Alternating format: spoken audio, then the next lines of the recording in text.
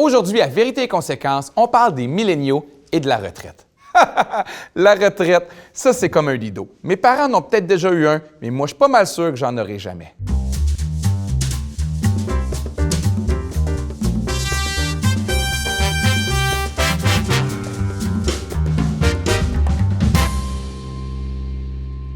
Êtes-vous encore là?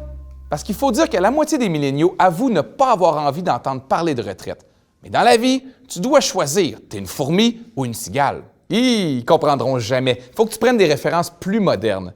Est-ce que tu es un Eminem ou un 50 Cent? Mais commençons par expliquer qu'est-ce qui va vous arriver quand vous allez devenir vieux. Premièrement, votre corps va devenir tout mou puis vous digérerez plus rien. Bon, ça c'est pour le physique. Maintenant, pour vos finances. À partir de 65 ans, vous allez avoir droit au régime fédéral de pension de vieillesse. Ça, tout le monde y a droit.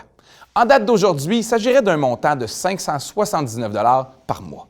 Mais avant de penser que c'est beaucoup, dis-toi que c'est 50 $ de moins que l'aide sociale. Heureusement, c'est pas tout. Selon vos autres revenus, vous pourriez aussi avoir droit au supplément de revenus garanti, qui est un programme fédéral, ou au régime des rentes du Québec, qui est provincial. Là, on parle d'un montant maximum de 1114,17 $ par mois. Mais là, attends encore avant de dire « OK, ma retraite, c'est réglé ». Écoute ça. Si tu additionnes les deux montants ensemble, ça te fait un maximum de 1693 $ par mois ou environ 20 000 $ par année. Attends encore avant de dire « Wow! » Écoute ça. Le seuil du faible revenu selon le gouvernement se situe à 22 000 $. Ça veut dire que si tu te fies uniquement aux prestations du gouvernement, c'est loin d'être suffisant pour vivre une retraite avec une chemise de lin sur un voilier dans le sud. Bye bye, ma retraite dorée! Par contre, certains d'entre vous, plus chanceux, pourraient aussi avoir droit à un revenu provenant d'un régime de retraite privé, c'est-à-dire une contribution de leur employeur. Malheureusement, seulement 40 % des travailleurs québécois en possèdent un. Alors tout ça pour dire que vous n'avez pas le choix, vous devez économiser. Et par économiser, on ne veut pas dire acheter quelque chose à 30 % de rabais en se disant « Wow, j'ai économisé 40 $. Non, non, non, non, non, non. Effectivement, je veux dire pas dépenser, pas acheter, épargner. Ouf.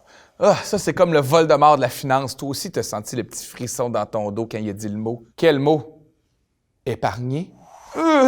Dis-le plus, s'il te plaît. Mais la vraie question, on a besoin de combien d'argent à la retraite? Si tu veux maintenir le même niveau de vie, environ 70 % de ton revenu annuel. Si, par exemple, ton revenu annuel est de 50 000 $, à la retraite, tu auras besoin de 35 000 $ par année. Avant de paniquer, dis-toi que si Carey Price veut garder le même rythme à sa retraite, ça va lui prendre un revenu annuel de 7 millions par année. Je pensais jamais dire ça, mais tabarouette, je suis content de ne pas être Carey Price. Bon, maintenant, quel est le montant exact à mettre de côté pour avoir une belle retraite?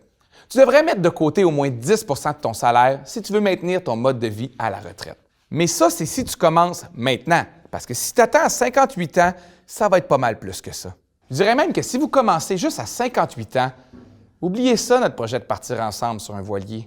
Ah, avec notre chemise en lin. À tribord, tout le monde!